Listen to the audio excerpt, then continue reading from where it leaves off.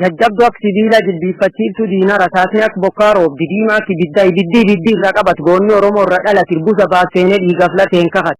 Woboon wanteen qabatan woboon gaachanni ka guyyaa rakkoo ka daanganichisan beektoofsaaf murannoota markaan leenjisan hojiilee lol keessata bara kan rakkoo jajjabdu Oromoo ilmaan sabaaf dhalchan bololtuu gufu qabsoo afaan irraan sirban wom jetti wom dhageenna wom dubbattime wal garra.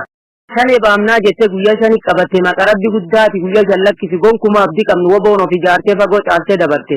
Waan cufaan of dadhabdee xolol olii gadoofte lolayyuu sunum gootee miidiyaa waliin dhoofte maqaa addunyaan nuun hin beekne shane nuun jechuudhaati afaan sin baqatin wobo jedhi nu yaam.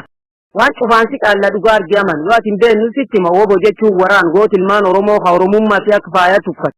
Yoo gootummaa isa gaafata kakaan kaan buqqifate ijoollee gaafa Afrikaa tadaangaa abbaa fi gurguruu dhowwee tiffate dhiira Oromoof jettee takkatti jijjiirraan qabnu lubbuu ofii waree. Tan barbaad bilisummaa waggaa duraa ta'e tan nam qabsoof hojjetu nam wal dhabduun hin qabne tan nam kaayota na bu'aadhaaf abbaanu wal dhabu. Badhaatu biyya abbaa nyaap afaan luugamuuf wanni siin dubbattu Oromummaan tiifaa jetti qarshiin qaaliin hin bittu.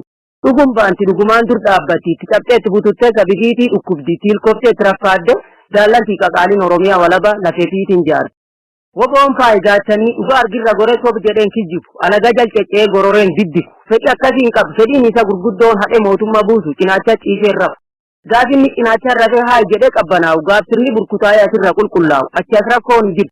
Buuta soddomni guutuu afaan kee tokko jira hidhannoo isaa haasinaaf borsaan millu abjir waliin doorsinu lolayyuu wal gaafate dabballeet qondaalaan qindeessee mari'atee waraanii wal dhuunfate barraaq dura siqii barruun harka mul'ate qophaa'ee dura siqee waraanii dudubbate oduun qulqullitti woboo mali mul'atu waan hin been dubbate waan keessa hin jirreen du'a waan guyyaa hin been ofirratti eeguu jira dabees garaan dubbate waan dabeesaa maadee hama madarree hin qabnu waan immoo guyyaadii haafuu dhoksa hin qabnu kan addeen ijoollee nu agartee kokkofal.